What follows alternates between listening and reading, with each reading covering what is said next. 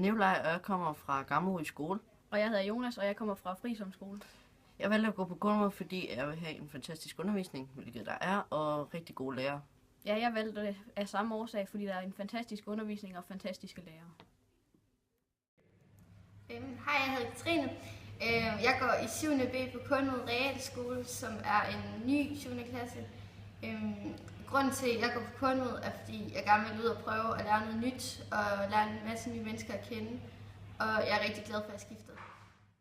Hej, jeg hedder Magnus. Jeg kommer fra Gæsø, og jeg skiftede til Kornmod på grund af min storesøster skiftede. Hun synes, det var rigtig fedt, og det synes jeg også. Det er helt vildt fedt at gå her på Kornmod. Hej, jeg hedder Maja, og jeg kommer fra Sogn skole. Jeg er skiftet til Kornmod for at prøve noget nyt, og jeg startede en helt ny 7. klasse, som lige er blevet lavet. Vi er alle sammen helt nye, så derfor skal vi lære hinanden at kende på bunden af, og det giver bare et rigtig stærkt sammenhold, og det er super fedt.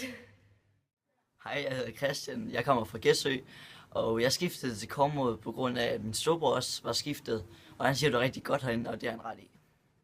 Hej, jeg hedder Christian. Jeg er lige startet på Kornmod, og jeg kom fra en lille skole, der hedder Resenbro, til sådan en meget stor skole her, så det var jeg meget nervøs for. Men blev taget rigtig godt imod på Kornmod.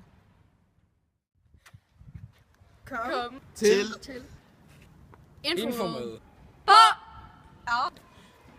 Kornmod! Del videoen og vind en tur i biografen. #Kornmod 7. klasse.